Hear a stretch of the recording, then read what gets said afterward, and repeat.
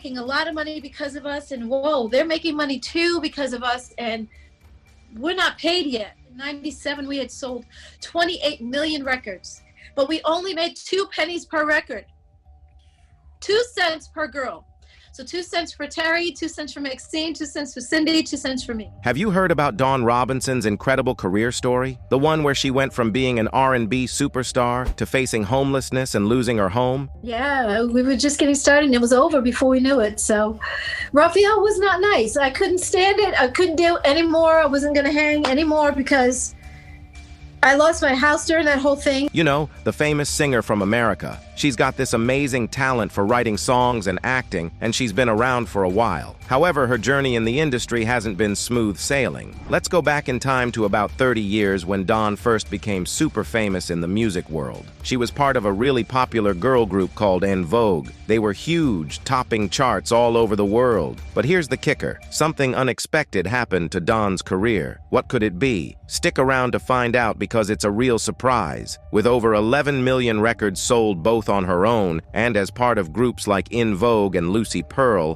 Dawn's career has been amazing. She's got shelves full of awards, including a Billboard Music Award, 4 Soul Train Music Awards, and not just 1, but 8 Grammy nominations. Before she became part of Vogue, Dawn was singing her heart out in California. She was born in 1966 in New London, Connecticut, and everyone knew she had an amazing voice. Growing up with 2 younger siblings, music was always around her, and she sang in her church choir when she was little. That's where she learned to love music and dream big. Her big moment happened at a Stephanie Mills concert when Dawn's mom gave the band a tape of her singing. They liked it, and that was all the encouragement Dawn's family needed. They decided to move to California to help her chase her dreams even more. Dawn's musical journey began when she helped start the legendary R&B group, En Vogue. They weren't just making music, they were shaping the sound of their time, leaving a lasting mark on the music world. I was 21 years old when En Vogue got started for the audition. Becoming one of the most iconic female groups of the 90s, they burst onto the scene with their debut album in 1989.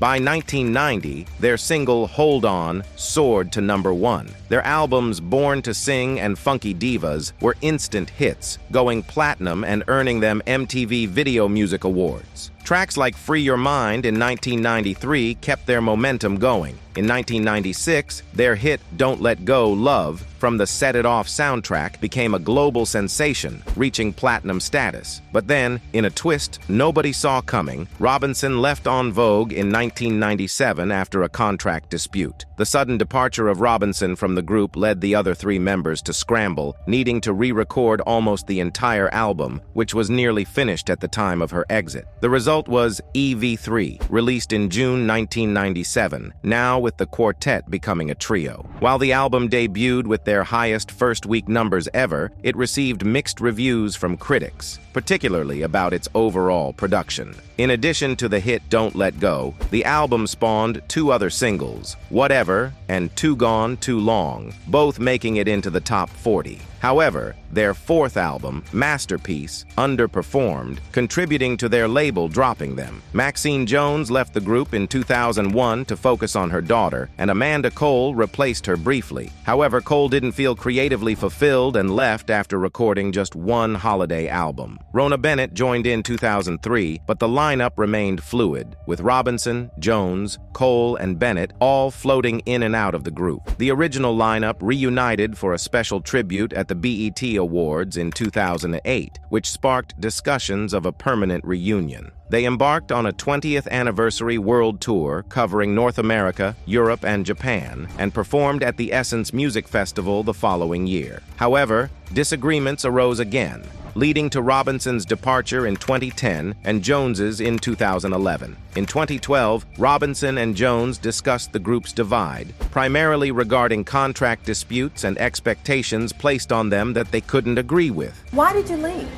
There was a lot going on. It was like, we weren't making the kind of money that I thought we should make as the caliber of group that we were. Right. 2 pennies per girl just to me was insane. So were all the girls frustrated about the money? No, it was mainly Dawn and I. Yeah.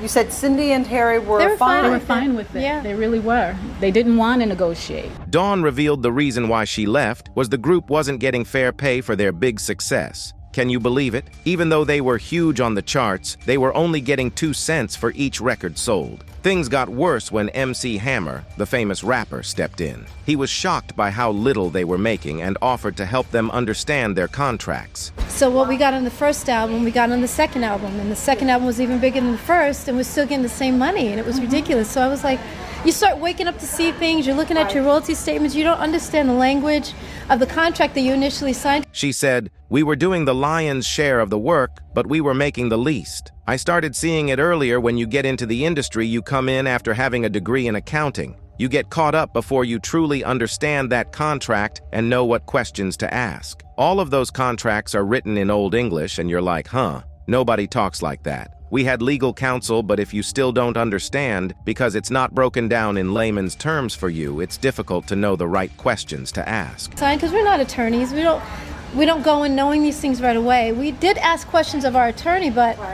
things get a little confusing, and by the time you wake up and understand what's going on, you've already signed the contract. But when their producer found out, he got mad. Instead of fixing things, he stopped them from writing songs for their next album and even took away their money. It's like they were being treated unfairly, almost like slaves. It's a story of being let down, fighting for what's right, and standing up to unfair deals in the music industry. During that same interview, Robinson and Jones revealed that they were starting their own group called Heirs to the Throne. Unfortunately, Heirs to the Throne didn't stick around for long, and the following year they went their separate ways. Jones, along with 2 other singers, then formed a new group called En Vogue to the max. Herron and Ellis, on the other hand, took legal action against Jones for using the name En Vogue without authorization. As holders of the group's LLC, they had exclusive rights to the name. In 2013, Herron and Ellis discussed the issue in an interview,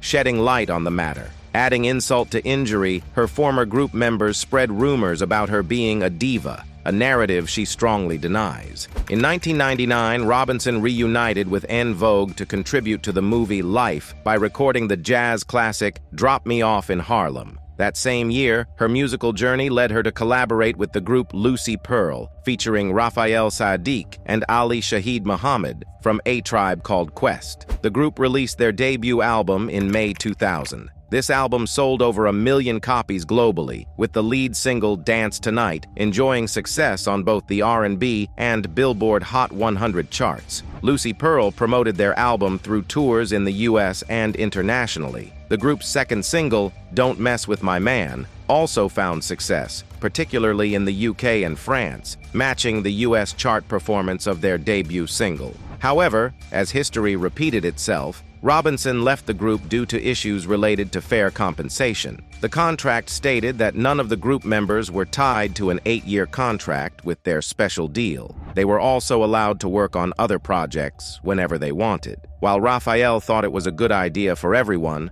Dawn disagreed. She later said she didn't read the contract properly because she trusted Raphael to look out for her. But that choice ended up causing problems. She didn't realize until later that she had signed a bad deal. Attempts to negotiate a resolution were unsuccessful, leading to Robinson's departure and Joy's introduction as a replacement. Raphael thought that since they all had experience in bands, they understood how being in a group worked. He also said none of them had big egos. He felt that the trio, including Dawn and Ali, were so in tune that he could easily come up with ideas for their debut album just by observing them. But Dawn had a different story. She told Halftime Chat that the album was supposed to be out by June 1999, but by November of that year, they were still working on it. This put her in a tough spot financially, and soon her bank was calling about overdue mortgage payments. Dawn explained her situation to Raphael, saying she was going to lose her house and needed money, especially since she had turned down other big deals to join Lucy Pearl. Raphael promised to help her get the money she needed. I don't have a lot of money to give you up front, but whatever you need, I got your back. I can figure it out. excuse me. And I was like, okay. And I turned down RCA to do that group. So it's like, wow, Raphael, you didn't have my back, dude. However, when it came time for Dawn to pay the remaining balance, Raphael reportedly told her he didn't know what to do, saying, "It's every man for himself at the end." Sadly, Dawn lost her home to foreclosure. Yeah, we were just getting started and it was over before we knew it. So Raphael was not nice. I couldn't stand it. I couldn't do anymore. I wasn't going to hang anymore because I lost my house during that whole thing. As everyone eagerly anticipated Lucy Pearl's album release, some journalists started questioning if forming the group was a good idea at all. However, their first big song, Dance Tonight, came out in March 2000. It did really well, reaching number 11 on the charts and staying there for 26 weeks. The song was also in the movie Love and Basketball. 2 months later, they released their album, which was a mix of hip-hop, soul, classic rock, and funk. It was so good that it got certified gold, and they even got nominated for a Grammy Award. In September 2000, they released their next song, Don't Mess With My Man, which did pretty well too, reaching number 36 on the Billboard charts. Lucy Pearl was really hitting their stride. In October 2000, Lucy Pearl appeared on BT's 106 and Park to debut their music video for the song Without You. Fans were surprised to see that there had been a change in the lineup. Dawn had been replaced with singer Joy from the Dungeon Family. In October 2000, Lucy Pearl appeared on BET's 106 and Park to show their new music video for Without You. Fans were surprised because Dawn was no longer in the group. Instead, singer Joy from the Dungeon Family had taken her place. Dawn herself was shocked by this change. She had always planned to work on her own solo music, but she didn't expect to be replaced by Lucy Pearl. She thought everyone would go their separate ways after Lucy Pearl. Dawn believed Raphael replaced her because he was jealous. She told Halftime Chat that Raphael was upset that journalists wanted to talk to her more than to him during interviews. She said, "I've known Raphael since I was 16, so when he approached me about doing the group with him, he let me know that he didn't have a lot of money but his small label, Pookie Records, and I was fine with that. I knew we could blow up. I think he got frustrated because he came off a little jaded and pissed off in interviews because people wanted to talk to me more." Even though this was a setback, Dawn stayed positive. She signed with Q Records and started making her own solo album. By 2001, Raphael, Ali, and Joy couldn't keep Lucy Pearl going. They decided to break up. Raphael told Paul and Play that the group wasn't meant to last, and he was surprised they stayed together for more than 30 days in the first place. He had hoped they could make another album, but egos got in the way. He hinted that Dawn was the problem. That's a big thing to say in the first place. However, Dawn, on the other hand, had a different narrative to tell. According to Essence, Ali felt Raphael had betrayed him by making side deals without involving him. In response, Ali sued Raphael. Dawn then accused Raphael of letting his ego ruin the group. She mentioned that initially she was open to reuniting with the group, but Ali was often busy, leading to discussions about replacing him with Q-Tip from A Tribe Called Quest. Dawn explained that over the years, she and Q-Tip discussed potential projects while Raphael seemed absent, as he had a habit of disappearing at times. As time passed, Dawn felt resentment build up. She has since closed the door on any possibility of the group reuniting, unable to forgive Raphael and blaming him for her home going into foreclosure. She said, "My credit is still affected to this day, so I don't want to talk to Raphael about anything else. There's nothing we have to discuss." In 2008, Dawn Robinson began her solo journey, enchanting audiences with her renditions of En Vogue and Lucy Pearl Classic. That year also saw a noteworthy reunion as Robinson graced the stage at the BET Awards with music icons Alicia Keys, SWV, and TLC, coming together with En Vogue for a memorable performance. This reunion paved the way for the 20th anniversary tour in 2009, celebrating 2 decades of influential music by En Vogue. The momentum continued into 2010, with all 4 original members gracing the cover of Jet magazine, signaling their unified return. However, despite successful tours, Robinson decided not to record for En Vogue's upcoming album in 2011 due to unresolved contractual disagreements. This decision ultimately led to her departure from the group, which she openly discussed in a candid interview on Access Hollywood in 2012. In 2017, Robinson conducted an in-depth interview with UK-based Fubar Radio to promote her new music ventures. However, during the interview, she also delved into what truly transpired between her and the other members of En Vogue and why she felt compelled to depart from the group. In 2018, the trio released their album Electric Cafe, their first in 14 years. It featured the single Rocket, which became their first top 10 hit in 20 years. The following year, in 2019, the group performed at the Grammy Awards official after-party celebration. Later that same year, all the original En Vogue members, along with Bennett,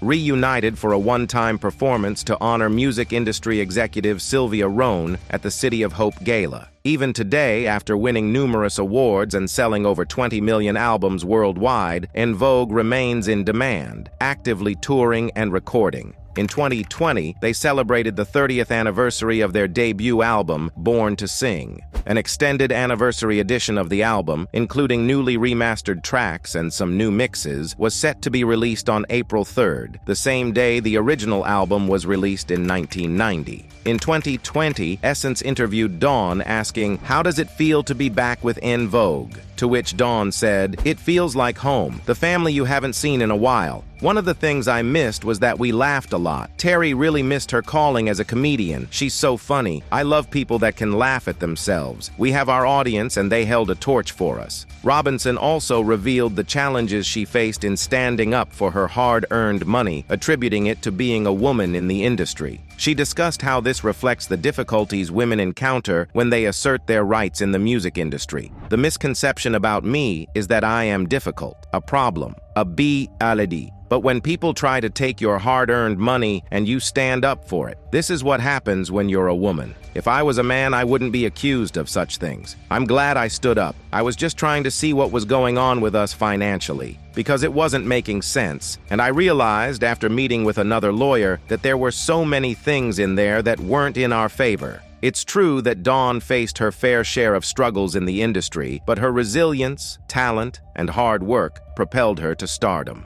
Despite numerous controversies throughout her career, she managed to remain in the spotlight and shine brightly, which is a testament to her star power. However, Dawn's personal life tells a different story as well. Robinson was married once and does not have any children. Her marriage was to Andre Dre Allen, which lasted from May 24, 2003 until 2010. In 2012, Robinson discussed her relationship with former international soccer player and UK fashion icon Christopher Nils Connolly. On her reality show, R&B Divas LA, Robinson expressed her desire to start a family with Connolly. However, during an interview with Fubar Radio in July 2017, Robinson revealed that they were no longer together. About her divorce from her husband, Dawn revealed, "I wasn't out there. That was my husband. He made up stuff and lied. I guess he thought he was hurting me, but I kept my mouth shut the entire time. He has asked for forgiveness and has atoned for that. I told my mom that En Vogue was no different and let me fall to the wayside when I tried to speak up. I could remain bitter about it, but the reality is people do things to one another. This is nothing. We're normal people like everyone else. Unfortunately, our private matters were made public because of who I am. But all has been forgiven and we're still together, and I'm not ashamed. We're working on a reality show together, so hopefully people will get to see me for who I am and not what the media created me to be." Despite the struggles and her rocky relationship with her husband, Dawn's music continues to resonate with fans even today. Many appreciate her talent and groove to her music, fondly remembering the times she used to grace the stage. A fan commented, "The industry is so exploitative. I'm so sick of black artists being screwed out of money they're rightfully owed." That's it for today's video, guys. Thanks for watching.